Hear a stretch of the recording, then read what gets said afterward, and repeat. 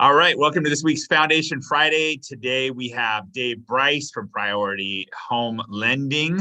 He's the Madrona Group team lender, and today he's going to share with us like some ways to find down payment and kind of helping buyers with their down payment assistance. Dave Bryce. Yeah. Okay. And for anybody that doesn't know, I have been working with John L. Scott inside of John L. Scott office for over 10 years now, right here in Linwood. So I'm pretty familiar with the company here. I know Linux, and I mean, I don't play golf with Linux, but we know each other just by seeing each other for so much over the years. But and everybody else, all the big dogs. So anyways, just wanted to talk about because I think it's important right now. There's it seems like everybody's kind of anxious to buy, and they feel like they're going to miss the boat. So this will give you guys a little bit more information, and I'm happy to talk more after the class with anybody that wants to find out more about what's out there for no down payment, low down payment type of programs.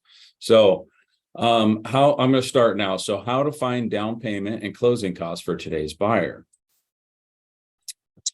This next slide is just kind of like the contents here of what we're going to talk about, although we did add some more slides. So we got loan limits and minimum down payments, down payment assistance, affordable mortgages, assets to find funds for down payment. Higher rate for closing costs is something we can talk about, where we generate a lender credit to help them pay for their closing costs by taking a higher rate. Seller concessions, gifts, and rules. Okay. Now, this slide, the only thing that's wrong with this slide is the conventional conforming loan limit is 726,200, not 726,600. This is actually a slide that a coworker had made, and I caught this earlier, and I thought that number doesn't look right. So just know that on a conventional conforming loan limit, 726 approximately 726.2 is the maximum loan limit for a regular conventional conforming loan. Now, in our area, we're considered a high cost area. So King, Snohomish, and Pierce counties, we're allowed to go up to a 977,500 loan size, and that would be considered a high balance conforming loan. Anything basically, we'd never do a high balance loan unless we went over 726. So but it is a conforming loan. You can put as little as, if it's an FHA loan, as little as 3.5% down. So you could buy $1 million home with a 3.5% down payment, or if it was a conventional loan, you need 5%. So you could go up to almost 1.0289, and you could put as little as 5% down on a conventional conforming loan. So it's a big deal that we can go this high with that little of down payment, because once you go over 977, well, it used to be a lot lower number, but now it's 977. You get into jumbo loans where you need 10% down minimum. So yeah, I don't know if there's any questions on this. You can see we can go zero down loans on the if we keep our loan at the 726 number, we can go 3% down. And then once you get into the 977, the smallest down payment is going to be 3.5%. I believe that we can do a high balance zero down loan with Washington State Housing Finance Commission, but I will say that the rates are pretty atrocious. And usually if somebody has the money to buy $1 million house, if they're doing a zero down loan, it's kind of a head scratcher, but it doesn't happen often, but I think that we have something available. So we have the Home Advantage and House Key Opportunity loans that we do through Washington State Housing Finance Commission. I've taught these classes before. I've been on their website before because we used to do a ton of these. But you can put down payment down with their Home Advantage loan, or you can use a down payment assistance. And they have 3%, 4%, and 5% down payment assistance options. So maybe they're doing, say, a conventional zero down loan where we would have a 97% first mortgage, and then we could do up to a 5% down payment assistance loan on that. It is a loan, but they don't have to make payments on it. And that would act as their down payment, the 3%, 4%, or 5%. So you're probably wondering, okay, if it's a 97% first mortgage, you only need 3% down. Why would you take a 5% down payment assistance? You can do that to help pay their closing costs. So, and with these loans, you can literally get somebody into a house with zero, they could have lint in their pockets and buy a house. I mean, they would put their earnest money down, and then they could get the earnest money deposit back at closing. You could do that with either using a bigger down payment assistance like the 5%, or you could do like a combination of maybe a 3 or 4% down payment along with some seller credit to pay their closing costs. But there are zero down, like true zero down options available, and just want to make sure you guys understand that that's out there. So that would be the Home Advantage first mortgage that I'm talking about. There's also the House Key.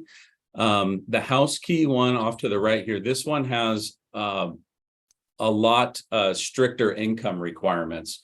And this one, you do have to use their down payment assistance. This says $150,000 for King and Snohomish that you can make.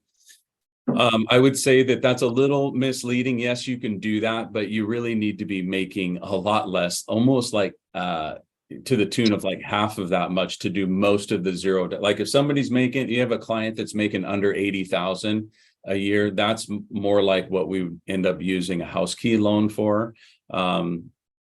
It's really with the income limits they have on their down payment assistance for the House Key, you're probably looking at a condominium or a townhome, unless it's in an area that's a little cheaper. This House Key one also has acquisition cost limits that I could get into with you guys, but I don't want to go too deep into the weeds on this one. But there are, through Washington State Housing Finance Commission, many options they have. I mean, you can do zero down FHA, zero down conventional, zero down VA. You can do a zero down on a manufactured. They have a lot. It's kind of like First Time Home Buyer Central. And if you hop onto the website, which we got the website URL on the bottom there, wshfc.org, and you can see what they got. But there's a ton of information on there. If anybody's got any questions on any of that, just reach out. Me or Leah, I don't know if Leah's on this call or not, but Leah's on my team, and she actually can answer questions on this too. It looks like she's not on at the moment. Okay, next slide. Okay, affordable options. These are all 3% down options. We have the best 3% down options here on this sheet are the Home Ready in the light blue on the upper left, and then the Home Possible, the third one over in the dark blue. The Home Ready, it's a 3% down program. The borrower has to make less than 80% of household median income in the area. So in Snohomish, King, and Pierce counties, that number is just under 100,000. It's like 99,800, something like that. It's high 99s, almost $100,000 they can make to qualify for the Home Ready loan. And that limit is for everybody that's on the loan. So there's a cosigner, your borrower makes 50,000 and the cosigner makes 70,000, they wouldn't be able to do the Home Ready or the Home Possible. The difference between the Home Ready and the Home Possible is really the Home Ready is Fannie Mae's loan, the Home Possible is Freddie Mac's loan. So Fannie and Freddie, for anybody that doesn't know, they make the rules for conventional underwriting that most every bank out there plays by, unless they're doing a portfolio loan. So I'll say that 90+% of the loans out there that are not FHA loans, they're Fannie Mae or Freddie Mac loans, which are just conventional conforming loans. But yes, it's got to be a primary residence to do this. They're going to get reduced mortgage insurance on this. I don't know if this slide shows that on here, but they'll get reduced mortgage insurance. It is just a conventional conforming loan. This is not FHA. 1 to 4 unit properties, PUDs, condos. This doesn't say it on here. I believe I can do a manufactured home on one of these, but it may be, now that I think about it, we may need 5% down for the manufactured. I'd have to look into that, but pretty much any property type, normal property type, I'll say, we can do on this loan. And this loan, by the way, this rate is going to be much better than the Washington State Housing Finance Commission rates. The down payment can come from a gift. They don't have to have their own down payment. You don't even have to be a first-time home buyer. So it's actually it's really a good loan, and we do a lot of these. Actually, there's a home buyer education required for it that the people have to take, which can be done online. Oh, and then I didn't talk about the Fannie Mae 97 and the Home One. Those are also 3% down loans, but those do not have income limits. So there's pretty much a 3% down loan available for almost everybody here. On the Fannie Mae 97, you actually, one of the borrowers does have to, in fact, be a first-time home buyer, which by definition, I think that they cannot have owned a home in the last 2 or 3 years. That's for the Fannie, and only one of the borrowers. So somebody else could currently be a homeowner, like a cosigner or something. And then that Home One, let's see, for a purchase loan, at least one borrower. The Home One, you also have to have someone on the loan that's considered a first-time home buyer. Okay, go to the next slide. And those ones, the Home One and the Fannie 97, do not have as competitive of pricing as the Home Ready and the Home Possible, and they do not have the reduced mortgage insurance. So the Home Ready and the Home Possible are the best, in my opinion. If your client has 3% down, I'm going to probably try to put them on a Home Ready or Home Possible.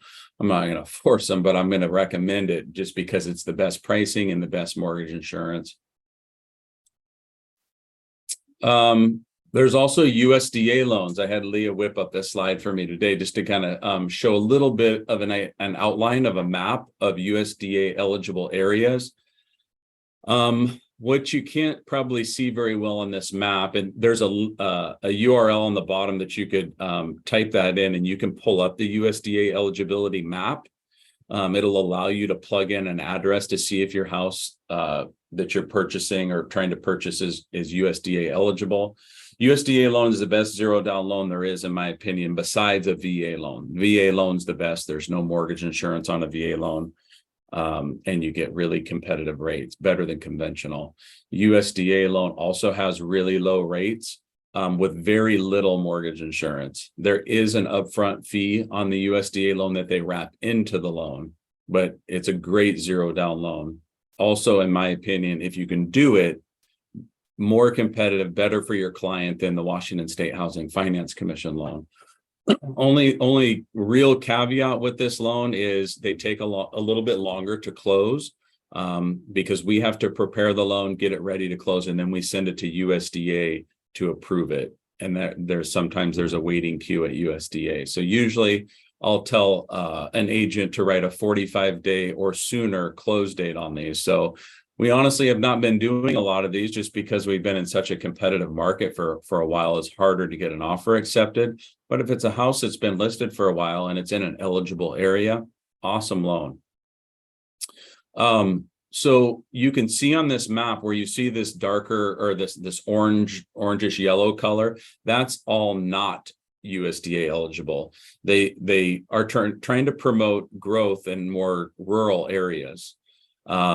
So you can see there's a line that kind of goes up from Bothell all the way up, past Everett up towards Murraysville. That's basically Highway 9 right there. Everything east of Highway 9, from the 522 Highway 9 interchange there, there's like that Woodinville Costco there. Everything east of that, except Monroe, and then there's parts of Lake Stevens. Everything east of that line is USDA eligible. So if you had somebody trying to buy a house in Snohomish or Granite Falls or, anything east out there of Highway 9, then once you can see, once you get up towards Arlington, it's wide open really. And the reservation and North Marysville, Arlington area, it's wide open until you hit, I think, Cedar Woolley. I think the inside the city of Cedar Woolley is not eligible. So it's just done by census tracking. Like I said, they're trying to promote growth in more rural areas. So more populated areas are not going to be eligible. but it's a good tool to have in your tool belt or your arsenal. Just if you know you have somebody that doesn't really have any money to play with and they're okay buying out there in the sticks a little bit, this is a great loan. Here's the income limits. It does have income limits, but it's pretty good. You can make up to in Snohomish, King, and Pierce counties up to $140,650 for household income, and this is for up to 4 people, $146.50. Once you go up to 5 people or more in a household, then you're at $185. So you can make a pretty decent amount of money to qualify for one of these loans. We also have a zero down program called the Shinoa Fund Down Payment Assistance Program. I don't know if any of you guys have heard about this, but they have multiple options where they have down payment assistance. And some of these down payment assistance second mortgages are repayable and some of them are forgiven. So I don't want to get too much into the weeds on this one, but this is another potential zero down program for your client where they can actually get into a house with no money down and even potentially have their down payment assistance forgiven. They have to be paying on the loan for a while. I think it's at least 3 years before you start getting into the being able to forgive the down payment assistance second. Yeah, you can see minimum FICO score is 620 on this one. You have to have qualifying income equal or less than 115% of median income. So that's actually a pretty big number. I'd have to do the math on that, but it's well into the, well over $100,000 they can make to do that loan. Okay. Here's a collection of ways that you can pull or come up with down payment money for your clients, or, things that I will bring up to them if they, when I'm trying to find out how much money they have to work with for down payment. Sometimes they'll think they got a bunch of money saved up and I'll ask them what that is. And they're like, I got about $18,000. And I'm like, that's not in this market. That's hard to do a lot with. So I asked them, do you have a 401k? If you have a 401k, they can borrow up to 50% of their vested balance with their 401k up to a maximum amount of $50,000. So if they have $1 million in there, well, 50% is 500,000, but they can only borrow up to 50,000 is the maximum. So it's like whichever, I don't know if you'd say it's whichever is less, but if they had 30,000 in there, they could borrow 15,000. The beauty of borrowing against your 401k versus just taking a withdrawal is there are no taxes and there's no penalties. You do pay a loan, but you're paying yourself back that loan. So that's always a great option. We do talk about a hardship withdrawal. Once you say you did have $1 million in your 401k and you could only borrow up to 50,000, after you've maxed that number out, you can take a hardship withdrawal. Problem with the hardship withdrawal is, and there are some caveats, it depends on the 401k plan they have, because if you're using it for a home purchase, sometimes you get some breaks on this, but normally you're going to pay income tax on that money and potentially you'll have a penalty of 10% or more. That's if you do a hardship withdrawal. There's IRAs. If they have an IRA, they can borrow from the IRA. They do have to pay it back. And they have to pay that back a lot quicker than those 401k loans. The 401k loans, you can actually choose the term on how quickly you pay that loan back. And if it's being used for a house, a lot of times they'll let you do a much longer term to pay that back. And that money, by the way, to pay the 401k loan, that just comes out of their paychecks. You can borrow against assets. I'll say that maybe just as much as 401k loans, I'm helping people get a home equity line of credit to come up with money for down payment. So if they own a house already, a lot of times we use a home equity loan or line of credit to come up with down payment funds to purchase that next home, so they can purchase first and then sell later. So they don't have to sell their house, move somewhere temporarily, and then move into a new one, or have that pressure of having to find a house really quickly if they've sold their house and they need that down payment money and they haven't found anything yet. So home equity is obviously a great source for coming up with down payment funds. Margin loans, if they have investments, say they had $500,000 with Morgan Stanley, but they only had $20,000 in the bank. They can actually take a loan. Morgan Stanley will give them a loan against their assets. A lot of times, if you guys are listing a house and you get a cash buyer, I'm going to say at least half the time, that's somebody just taking a margin loan. They're actually taking a loan out. They can document that they have the assets, but they don't want to sell the assets. They don't want to create a taxable event. So they'll just borrow against their assets, and Morgan Stanley or whichever institution it is does not have a problem doing this. They charge them interest, but they don't have a problem doing this because they're securitized by their assets. So that's a big one, margin loans, especially for your, people that have higher net worth. That's a good source for down payment.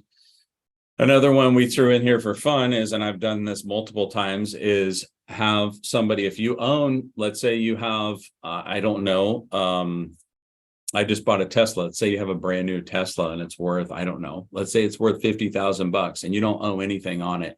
You could take, if you didn't have enough money for down payment, you could take a loan, you can refinance that Tesla and pull out, the bank will give you, whatever their limit is. Based on the value of your car, they'll give you a loan on that car and you'll have car payments again, but maybe that's how you come up with your down payment. So that's another option. And there are other options too, but these are some of the main ones that I wanted to talk about. What do we got?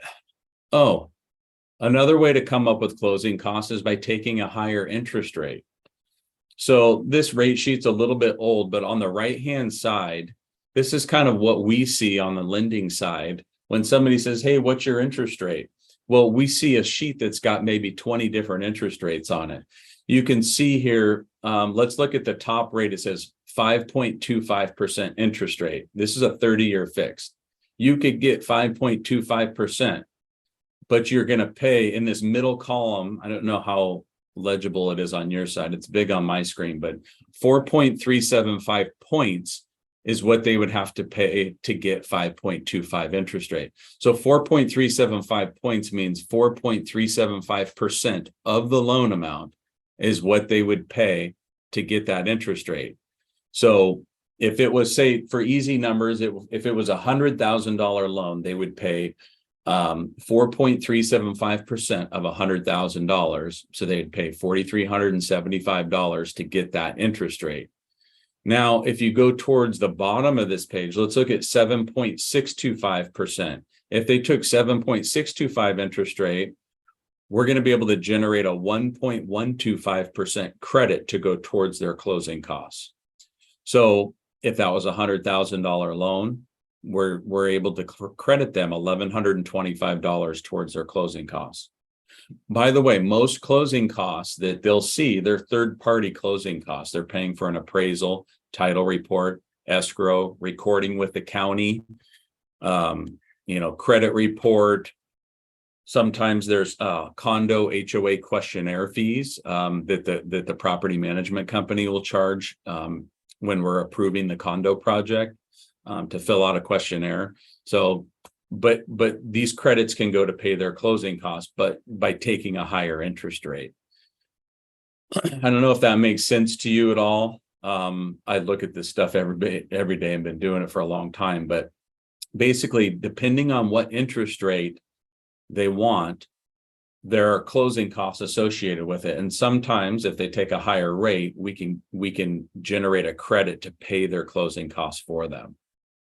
So that's a way to come up with closing costs. Here's a seller concession cheat sheet for realtors. Okay.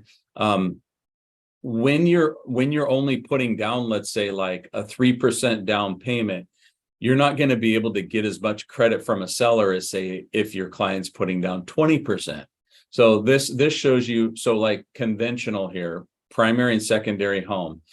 If you're talking about less than a 10% down payment, they are allowed to get up to 3% of the sales price as a credit to go towards their closing costs. If your client's putting down 10% up to 25% down, they're allowed to get up to 6% of the sales price as a credit from the seller to go towards their closing costs. And then if they put 25% or more down, 9% of the sales price. I mean, you could really generate a huge credit if you were your client was putting down a bigger down payment. If it's a, $800,000 sales price, that's over $70,000 of credit that they're going to be able to get from a seller if it was needed, if you wanted to. And we were really getting into pushing these limits on some of these deals. I don't know, I'll say about a year ago when we really started coming in strong with those temporary buy downs. And I have one that I just locked yesterday. We're still doing temporary buy downs, but that's when you can really use up some of these big credits and lower your clients' monthly payments for the first couple of years. If it's an investment property, 2% is the maximum credit that they can get from a seller. FHA, they'll allow the seller to credit up to 6% of the sales price. VA, 4% of the sales price. And then USDA will allow the seller to credit up to 6% of the sales price. USDA will actually even allow the seller to pay some of their debts down too with that credit. I've done a loan like that where they were paying their credit cards down with a seller credit, if you can believe that. Hey, Dave. Yeah. Dave, on that one thing, that's a good point. And if you haven't experienced this before and you're representing a buyer and you're going to get some credits, it's always best to ask the lender how much credit you can actually use. I don't know if you've ever experienced where you've gotten so much closing costs and then found out the lender couldn't use it. That puts you in a weird position too. And that's come up several times of files I've reviewed over the last couple of weeks. So I'm really glad that you provided this. Mm-hmm. Yeah. Yeah, it's usually when the client's putting less than 10% down, we run up against that 3% number, especially if it's a lower sales price. Because if it's a $300,000 condo, that means they're putting less than 10% down. You're only allowed to use up to $9,000, 3% of the 300K sales price. So usually it's a lower down payment with a lower sales price that we end up, somebody will just say, yeah, we want a $10,000 credit or we want a $15,000 credit. And then it's like, hold on a sec. You can only get up to this much. So it's always good to keep that in mind when your client's not putting a whole lot down. It's good to keep it in mind just in general to talk with a lender, make sure you know what you can use. And gifts. Gifts are a big source of down payment that we use on, I'm going to say a third of our loans at least. We're getting a gift from somebody to come up with down payment money. So who can give a gift? A related person, a borrower's spouse, a child, a dependent. We don't get too strict. It could be cousin Larry. It could be, if anybody liked the show Perfect Strangers. I don't know where that came from. Domestic partner. Let's see, documenting the gift. If it's a conventional loan, we don't need the bank statements of the donor's account. If it's an FHA loan, we will end up needing the bank statements of the donor's account. So this says documenting the gifts must be evidenced by a letter signed by the donor called a gift letter. The gift letter must specify the dollar amount of the gift, specify the date the funds were transferred, include the donor. And by the way, we will provide you and your client a gift letter template so we can complete, you don't have to make your own letter. A lot of times we'll ask for this information. We'll ask the amount of the gift, what's the date it was transferred, the donor's name, address, phone number, and we'll fill it in to where all you have to do is the donor signs it and the recipient signs it, and that's it. So almost every one of our loans you can receive a gift on. So a gift is a great source. I think most of us know that you can receive gifts. Some of the bigger banks will have stipulations on that as to what type of loan, how much gift they can receive. We're pretty wide open on this. Like almost every single loan out there we have, they can receive a gift.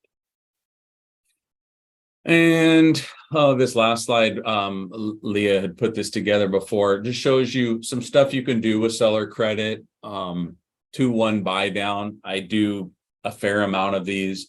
The one I did that I locked in yesterday was just a 1-0 buy down. So for the first year, they get to pay 1% below the note rate.